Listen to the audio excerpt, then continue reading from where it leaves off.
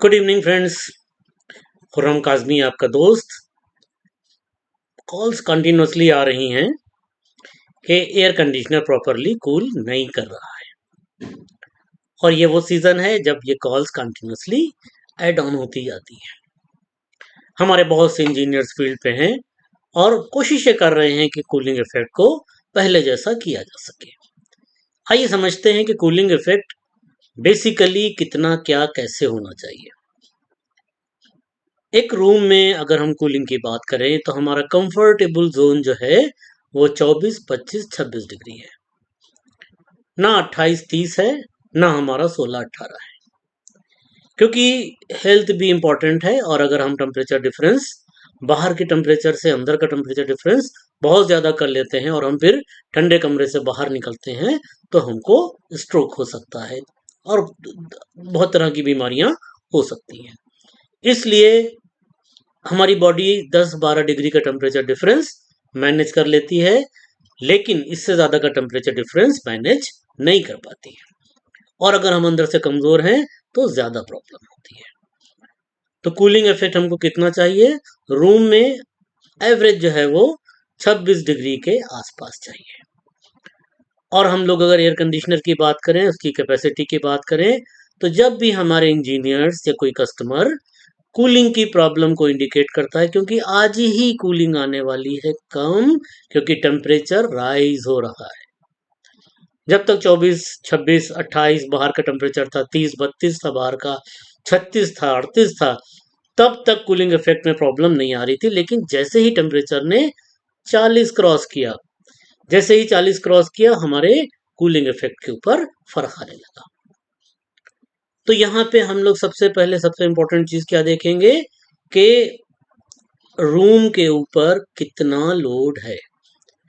पहला जो हमारा जाते ही हमको देखना चाहिए वो हमारा टनेज, एसी का जो कैपेसिटी है वो हमारे रूम के साथ में मैच कर रही है कि नहीं कर रही है। एकदम सिंपल पहला जो उसूल है वो ये मीन्स, हम अगर रूम में एंटर हुए तो हम सबसे पहले लंबाई, चौड़ाई, ऊंचाई देखें रूम की, और अपने एसी की कैपेसिटी चेक करें। 1 टन का मतलब क्या होता है? एक ऐसा रूम जिसका टोटल जो क्यूबिक फीट में ऊंचाई, लंबाई, चौड़ाई की मल्टीप्लिकेशन है, that must not be more than 1000 cubic feet. मतलब 10 बाई 10 बाई 10 का रूम है, सारी कंडीशंस नॉर्मल हैं, मतलब कहीं से ओवरलोडिंग नहीं हो रही है, धूप डायरेक्ट नहीं आती है, तो हमारा 1 टन कैपेसिटी होना चाहिए। और रूम में 2-3 लोग रहते हैं, मतलब लिविंग रूम है। लेकिन अगर हमारे रूम में और हमारे एसी में मिसमैच है, मीन्स रूम बड़ा है, एसी छोटा है, तो कूलिंग की प्रॉब्लम कब शुरू होगी? 32, 34, 36 पे नहीं शुरू होगी, बल्कि जैसे ही 40 क्रॉस करता है, 42, 43, 44, 45, तो ये प्रॉब्लम मल्टीप्लाई होती जाएगी, बढ़ती जाएगी। अब अगर छत खुली है तो यूं समझिए कि अगर कंक्रीट की छत है या आरबी है, मान ली 6 इंच, 8 इंच, 10 इंच की छत है, तो क्या होने वाला है? जब छत के ऊपर धूप आके रुकेगी तो टेम्परेचर 25 डिग्री प्लस हो जाएगा। मीन्स 40 डिग्री है तो धूप का जो जहां पे आके रुक रही है टेम्परेचर, वहां पे 40 प्लस 25 मतलब 65 डिग्री होगा। इसीलिए बाहर अगर बाइक खड़ी तो गद्दी बिल्कुल आग की तरह जल रही होती है, कार खड़ी है उसका हम बोनट छुएंगे तो बहुत जल रहा होता है। तो जहां पे धूप स्टे करती है वहां का टेम्परेचर एकदम से बूस्ट कर जाता है। अब अगर हमने फॉल्स सीलिंग सीलिंग की हुई है तो ये फिर कोई प्रॉब्लम की बात नहीं है, फिर तो हम चाहे छत खुली हो या बंद हो कोई फर्क नहीं पड़ता। लेकिन अगर छत खुली है, इंसुलेशन करा लिए, ज़्यादा बेटर है। नहीं तो फिर एसी की कैपेसिटी आपको 15 से 18 से 20% बढ़ाना पड़ेगी। इसी तरह से east, west, north, south, south पे सबसे ज़्यादा लोड होता है। जो हमारी धूप है उसका सबसे ज़्यादा लोड साउथ पे रहता है। सॉरी। तो अगर साउथ के साइड पे बड़ी खिड़कियां हैं, शीशे की खिड़कियां हैं, या 4 इंच की दीवार है और लगातार उस पर धूप पड़ रही है, तो कूलिंग इफेक्ट रिड्यूस होने वाला है। पहले तो नहीं हो रहा था, अब क्यों हो रहा है? कस्टमर का ये बहुत सवाल होता है। देखिए, मार्च अप्रैल में टेम्परेचर हमारे 30s या 32, 34, 38, 36 तक थे। लेकिन जैसे ही टेम्परेचर का राइज हुआ, फौरन ही कूलिंग इफेक्ट जो है वो रिड्यूस होने लगता है, क्योंकि हीट लोड बढ़ने लगता है। दोस्तों सब्जेक्ट बहुत बड़ा है और हम कोशिश करेंगे कि कम से कम वक्त में इसको समेटें। खैर, बात हो रही थी किस तरीके से हम कमरे की कूलिंग इफेक्ट को ऐसा करें कि हमारा कस्टमर सेटिस्फाइड हो, क्योंकि टेम्परेचर 40 क्रॉस कर गया है, 42 क्रॉस कर गया है, 44 क्रॉस करके कुछ एरियाज में। तो पहला काम हमने क्या किया, कमरे का जो भी एरिया है वो हमारे एसी की कूलिंग से मैच करना चाहिए। बहुत सिंपल शब्दों में 1000 क्यूबिक फीट, सब कंडीशंस नॉर्मल तो 1 टन। बाकी इसका हेड लोड कैलकुलेटर आता है, वो हम नेट से डाउनलोड करके उसको हम यूज कर सकते हैं। अब हम सिस्टमेटिकली देखेंगे कि रूम, इंडोर, इनसाइड और फिर बाहर। तो अभी हमने क्या देखा कि रूम साइज देखा, रूम साइज ठीक ठाक है। अब हम एयर कंडीशनर की बेसिक वो चीज़ें चेक करेंगे जो इजीली हम चेक कर सकते हैं। क्या पहले चेक कर सकते हैं? सबसे पहले हम रिमोट की सेटिंग्स देखेंगे। कूलिंग पे होना चाहिए, टेम्परेचर जो है वो प्रॉपर सेट होना चाहिए। फिर हम थर्मामीटर लेके ग्रिल पे लगाएंगे। रूम टेम्परेचर और ग्रिल टेम्परेचर में 5 मिनट के अंदर 10 डिग्री का डिफरेंस आना चाहिए। अगर ये 9 डिग्री का है तो प्रॉब्लम है, अगर ये 11 डिग्री का है तो हमारा एसी ठीक चल रहा है। तो हम सबसे पहले रूम टेम्परेचर ले लेंगे 2-3 मिनट, उसके बाद मीडियम स्पीड पे करके फैन को हम लोग ग्रिल के सेंटर में अपना थर्मामीटर लगा देंगे। 5-7 मिनट चेक करेंगे। अगर रूम टेम्परेचर 30 आ रहा है तो 5-7 मिनट में रिड्यूस होके 20 आना चाहिए। अगर 35 है रूम टेम्परेचर तो 25 आना चाहिए। मीन्स कम से कम 10 डिग्री का ड्रॉपेज होना ही चाहिए। ये पहला प्रूफ है कि मेरा एसी ठीक चल रहा है। अब अगर ये 10 डिग्री का ड्रॉपेज नहीं आता है तो एसी को चेक करने की ज़रूरत है। लेकिन अगर 10 डिग्री का ड्रॉपेज आ जाता है तो फिर अदर्स चीज़ें चेक करने की ज़रूरत है, जिसमें सबसे पहला तो हमने रूम का साइज चेक किया। नंबर 2, हम फिल्टर्स को चेक करेंगे कि फिल्टर्स जो हैं वो प्रॉपरली क्लीन है कि नहीं क्लीन है। एक एवरेज घर में नॉर्मली 10 से 12 दिन में, 15 दिन में फिल्टर्स को क्लीन करना चाहिए। और जब भी हम इंस्टॉलेशन कर रहे हैं तो कस्टमर को बता के आना चाहिए कि फिल्टर किस तरीके से क्लीन होंगे। तो हमने फिल्टर्स को देख लिया, फिल्टर क्लीन है। जब फिल्टर देखें तो कॉइल भी देख लें, टॉर्च डाल कर कॉइल पे देख लें कि कॉइल प्रॉपरली क्लीन है कि नहीं है।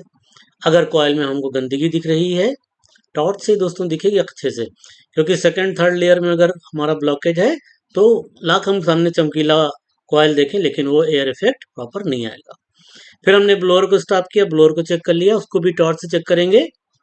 अगर ब्लोअर में हमको मिट्टी जमी दिख रही है तो फिर कूलिंग इफेक्ट आपका प्रॉपर नहीं आने वाला है। तो ये सब पार्ट तो हमारा सर्विस का है। जब भी हम एसी को स्टार्ट करते हैं तो प्रॉपर सर्विस करने के बाद तब हम उसको यूज़ करना शुरू करते हैं। और ब्लोअर चोक है या कॉइल चोक है या फिल्टर चोक है तो आपको ग्रिल पे एयर का डिफ्लेक्शन दिखाई देगा, शू शू करके आवाज़ आएगी और कभी इस तरफ से, कभी बीच से, कभी इधर से एयर जो है वो इधर उधर भागती नजर आएगी। अगर आपको ये इफेक्ट्स मिल रहे हैं दैट मीन्स ये जो कूलिंग की प्रॉब्लम आ रही है ये कॉइल गंदा है या ब्लोअर गंदा है या फिल्टर गंदे हैं। तो हमने क्या किया, रूम साइज देख लिया, रिमोट से सेटिंग्स देख लेंगे, टेम्परेचर प्रॉपर सेट हो, कूलिंग पे हो। अगर ड्राई पे लगा रखा है तो इफेक्ट नहीं आएगा, खाली फैन पे लगा रखा है तो इफेक्ट नहीं आएगा। तो हमको अपने रिमोट के फंक्शंस भी चेक करना चाहिए। फिर हम कमरे को सराउंडिंग्स देखेंगे कि कोई बाथरूम में फैन तो नहीं चल रहा है। तो बहुत बार ऐसा होता है कि हमारे रूम से अटैच बाथरूम है और उसमें हेवी ड्यूटी एग्जॉस्ट फैन लगा है और वो एग्जॉस्ट फैन रूम के सारे इफेक्ट को खींच के ले जा रहा है। तो मिनिएचर चीज़ें हैं, अगर हम सिस्टमेटिक वे में चेक करेंगे तो बहुत आसानी से हमको प्रॉब्लम का पता लग जाएगा। तो ये भी देख लेंगे।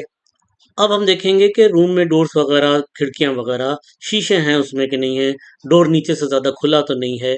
तो छोटी छोटी चीज़ें हम लोग देखते आएंगे। शीशे पर अगर जो हमारे शीशे लगे हैं उस पर धूप आती है तो उस पर डबल पर्दा होना चाहिए, या बैक साइड से कोई हम सन स्क्रीन या इस तरह की चीज़ें लगा सकते हैं। अब हम देखेंगे कि एयर का जो हमारा प्रेशर है, जो हवा हमारी फैन से बाहर निकल रही है, वो प्रॉपर है कि नहीं है। अगर हमारा फैन जो है वो स्लो चल रहा है, एक तो अब जितने भी एसीज हैं उसमें अगर फैन स्लो होता है तो आपको फौरन ही फैन मोटर का एरर वहाँ पे दिखना शुरू हो जाता है। सेंसर्स को चेक कर लेंगे। कई बार ऐसा होता है कि हमने 26 डिग्री टेम्परेचर लगाया और सेंसर हमारा कॉइल को टच कर रहा है, खासतौर से रूम सेंसर। तो क्या हो रहा है, वो जल्दी जल्दी ऑटोमेटिक कर रहा है और रूम में वो प्रॉपर इफेक्ट हमको नहीं मिल पा रहा है। तो सेंसर को भी चेक कर लेंगे। आपके पास थर्मामीटर, आपके पास मल्टीमीटर होना ज़रूरी है। अगर आपके पास थर्मामीटर नहीं है, अगर मल्टीमीटर नहीं है, तो बहुत सी चीज़ें आप प्रॉपरली चेक नहीं कर पाएंगे। तो अगर हम सेंसर को चेक करेंगे, आपको सबको पता है कि सेंसर के पॉइंट पे 5 वोल्ट डीसी आता है और सेंसर का रेजिस्टेंस जो है वो नॉर्मली 25 डिग्री पे चेक करेंगे तो करीब करीब प्लस माइनस कुछ 5 किलो ओम के आसपास होता है। और ये एनटीसी सेंसर्स होते हैं, ठंडा करेंगे रेजिस्टेंस बढ़ेगा, गर्म करेंगे रेजिस्टेंस कम होगा। और वहाँ पे दो सेंसर होते हैं, एक कॉइल पे लगा रहता है जो आइस का फॉर्मेशन चेक करता है, और एक रूम में होता है। तो सेंसर की पोजीशन प्रॉपर होना चाहिए। तभी आपने अंदर सब कुछ चेक कर लिया। और इंडोर का भी ध्यान देंगे। अभी हम लोग रूम से बाहर नहीं निकले हैं। इंडोर जो है वो हमारा बहुत ज़्यादा हाइट पर नहीं लगा होना चाहिए, क्योंकि हमको ऊपर की चीज़ें, छत और पंखे तो ठंडे नहीं करना है। तो हमारा जो इंडोर है, ये इंडोर 6.5-7 फीट ऊंचा हो और नीचे की तरफ हम एयर उसकी शिफ्ट कर सकें। इसी तरह से बहुत हम छत से मिला के नहीं रख देंगे। मान लीजिए 8.5-9 फीट की फॉल सीलिंग है और हमने बिल्कुल उससे मिला के अपना इंडोर लगा दिया और वहां से एयर का सक्शन नहीं पॉसिबल है। बहुत से इंडोर अभी जो आ रहे हैं वो ऊपर से एयर सक करते हैं, तो अगर वो सक्शन पॉसिबल नहीं है तब भी प्रॉब्लम होगी। तो अगर छत नीची है तो छत के और हमारे इंडोर के बीच में गैप कम से कम 8 इंच के आसपास होना चाहिए। 6 इंच भी चल जाता है, लेकिन बेटर है कि 8-10 इंच गैप होना चाहिए। और हमारा इंडोर वहीं पे हो जिस जगह पे हमको मैक्सिमम एयर का इफेक्ट चाहिए है, मैक्सिमम कूलिंग चाहिए।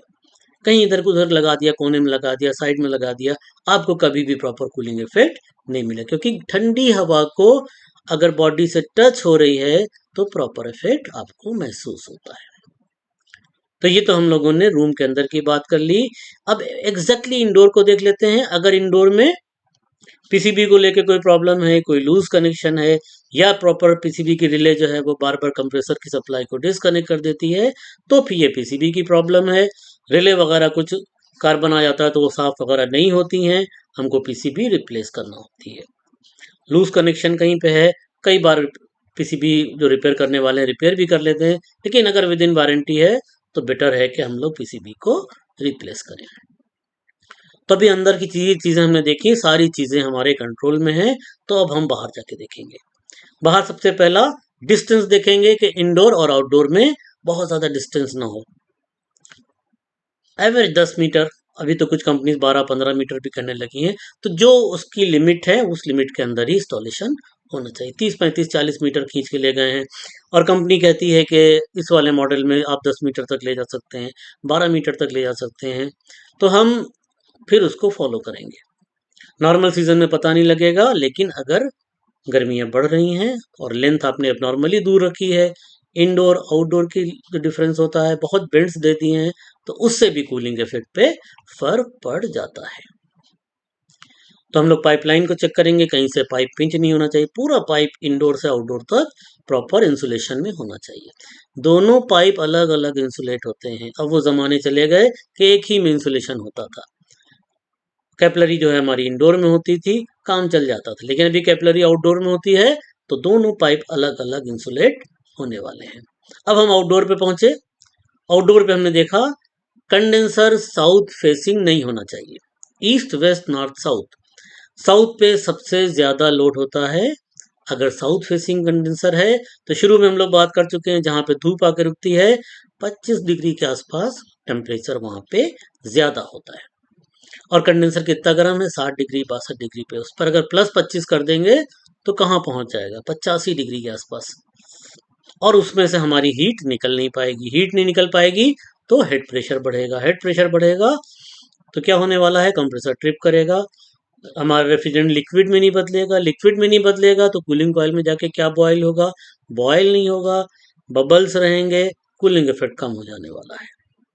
तो कभी भी साउथ फेसिंग कंडेंसर ना हो, अगर मजबूरी में लगाना पड़ा तो उसके ऊपर कोई ना कोई शेड हो, जिससे कि मोर देन 90% कंडेंसर हमारा धूप को फेस ना करे। नॉर्थ फेसिंग सबसे अच्छा होता है, साउथ फेसिंग सबसे खराब होता है। तो हमने कंडेंसर को देख लिया, फिर कंडेंसर की कंडीशन देख लेंगे, फिन्स दबी हुई ना हो, प्रॉपर फैन मूव कर रहा हो, प्रॉपर उसके अंदर से हीट निकल रही हो, बहुत गंदा कंडेंसर ना हो, ये सारी चीजें हम चेक करेंगे। अब इंटरनल क्या हुआ है इसका हमको पता नहीं, क्या पता कि जिस वक्त इंस्टॉलेशन हुआ है प्रॉपर वैक्यूम हुआ है कि नहीं हुआ है। तो हम क्या करते हैं, हम गेज लगाते हैं, गेज लगा के अगर हमको गेज में सुई गेज की ऐसे कांपती नजर आ रही है, दैट मीन्स के प्रॉपर वैक्यूम नहीं हुआ है, क्योंकि एयर बबल्स हैं, एयर बबल्स हैं तो कैपिलरी से एयर बबल कैपिलरी में जरूर फंसेंगे। हमें पता है कि जब कभी भी लिक्विड फ्लो करता है एक एयर बबल भी होगा तो वो अटक जाता है। कई बार बाइक पे हम किक्के मार रहे हैं, स्टार्ट नहीं हो रही है, पता लगा जब हम लेके गए तो मैकेनिक ने कहा कि अरे इसमें तो एयर आ गई थी, कार्बोरेटर में एयर आ गई थी, उसने एयर निकाली, हमारा बाइक स्टार्ट हो गई। तो लिक्विड के रास्ते में अगर एयर बबल आ जाता है तो प्रॉब्लम होती है। इसी मारे कहा जाता है बढ़िया वैक्यूम करिए, बढ़िया कूलिंग मिलेगी, लाइफ बढ़ेगी, नॉइज कम रहेगा, वॉटेज कम रहेगा, फेल्यूर कम होगा, बेहतरीन कूलिंग मिलेगी। तो एक सिंपल वैक्यूम अगर हम प्रॉपर कर रहे हैं इंस्टॉलेशन के टाइम पे तो हमको उसके 1000 बेनिफिट मिलते हैं। लाइन पे लोड कम रहेगा, स्टार्टिंग स्मूथ होगी, ओवर हीट नहीं होगा कंप्रेसर, प्रॉपर बॉइलिंग होगी रेफ्रिजरेंट की, बढ़िया कूलिंग मिलेगी। अब कैसे पता करेंगे, एक तो बैक प्रेशर में अगर सुई कांप रही है, एयर बबल्स हैं। फिर हम कंडेंसर को देखेंगे, कंडेंसर का ऊपर का अगर 25-30% बहुत गर्म है और नीचे का डिफरेंस, ऊपर और नीचे में 4-5 डिग्री का डिफरेंस होना चाहिए। जैसे ऊपर 62 के आसपास है तो नीचे 57-58 होना चाहिए एंड में। लेकिन अगर ये difference 6 degree 8 degree 10 degree 12 degree 15 degree का हो गया है, मीन्स ऊपर तो आग की तरह जल रहा है और नीचे जो है वो कम है, दैट मीन्स कि चोकिंग हो रही है। पहली चोकिंग जो है वो प्रॉपर वैक्यूम ना करने से होती है, एयर बबल्स आके अटकने लगते हैं। जितने लोग इंस्टॉलेशन कर रहे हैं, vacuum is the most important thing. Proper vacuum pump से, झूठ मूठ के कंप्रेसर लेके चलने से वो बेनिफिट नहीं मिलता है। आप वैक्यूम पंप परचेज कीजिए, सिंगल स्टेज का काम करेगा, एसी में डबल स्टेज की जरूरत नहीं, अगर है डबल स्टेज बहुत अच्छी बात है, लेकिन सिंगल स्टेज भी बढ़िया काम करेगा। तो वैक्यूम है कि नहीं है, दो तरह से पता लगा सकते हैं, एक तो हमारा गेज के ऊपर मोमेंटम होगा और दूसरा हीट बहुत डेवलप हो रही होगी, खास तौर से upper portion of the condenser में। तो ये हो सकता है। इसके साथ साथ लेस गैस हो सकता है। लेस गैस में क्या होने वाला है, कंडेंसर जितना भी गर्म होगा नॉर्मल गर्म होगा, लेकिन एकदम से कूल हो जाने वाला है। और अगर कंडेंसर 6 डिग्री 8 डिग्री 10 डिग्री का डिफरेंस आ गया, दैट मीन्स के नीचे का कंडेंसर तो ठंडा है, ऊपर गर्म है लेकिन नॉर्मल गर्म है। ज्यादा गर्म है मतलब चोकिंग है, नॉर्मल गर्म है, नीचे ठंडा है, मीन्स गैस कम है। तो लेस गैस से हो सकता है। कंप्रेसर ट्रिपिंग से भी हो सकता है। ट्रिपिंग का तो पूरा एक अलग सब्जेक्ट है। दो वजह होती हैं, एक कंप्रेसर थर्मोस्टेट से ऑफ हो गया, दूसरा कंप्रेसर ओवरलोड से ट्रिप हो गया। थर्मोस्टेट से ऑफ होना मतलब नीचे की प्रॉब्लम है, पीसीबी की या सेंसर की या सेटिंग की। ट्रिप होना कंप्रेसर का ओवरलोड से, ये फिर कंप्रेसर की प्रॉब्लम हो सकती है, ओवर हीटिंग हो सकती है, वोल्टेज की प्रॉब्लम हो सकती है, वोल्टेज अप एंड डाउन हो सकता है, लाइन ड्रॉपेज हो सकता है। तो बहुत सी वजह ये भी हो सकती है। तो दोस्तों आउटडोर को प्रॉपरली चेक करेंगे, फैन की स्पीड देखेंगे, बीच बीच में पंखा तो नहीं बंद हो जाता है, प्रॉपर एयर सक करने की जगह है, प्रॉपर एयर डिस्चार्ज करने की जगह है।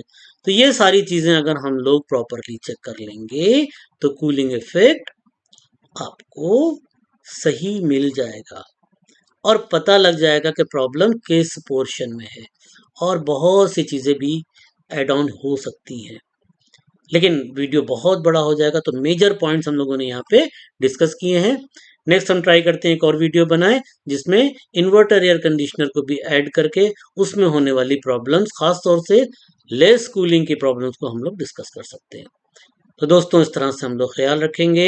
एक बार रिपीट करेंगे। सबसे पहला हमने रूम का साइज देखा, उसके बाद थर्मोस्टेट की सेटिंग देखी, उसके बाद हमने एयर का डिफ्लेक्शन देखा, कॉइल के ऊपर बहुत ओवर गंदगी तो नहीं है, हमारा ब्लोअर तो नहीं गंदा है, एयर कब प्रॉपर निकल रही है कि नहीं निकल रही है, बहुत ऊंचा तुमने इंडोर तो नहीं लगा दिया है, रूम में कहीं से हवा, गर्म हवा तो नहीं आ रही है, दरवाजे नीचे से खाली तो नहीं है, एग्जॉस्ट फैन तो नहीं लगा है, बड़ा तो नहीं है रूम, बहुत सी चीजें। फिर आउटडोर पे हम गए, हमने आउटडोर में दूरी देखी, पाइप की पिंचिंग तो नहीं है, प्रॉपर इंसुलेटेड है कि नहीं है।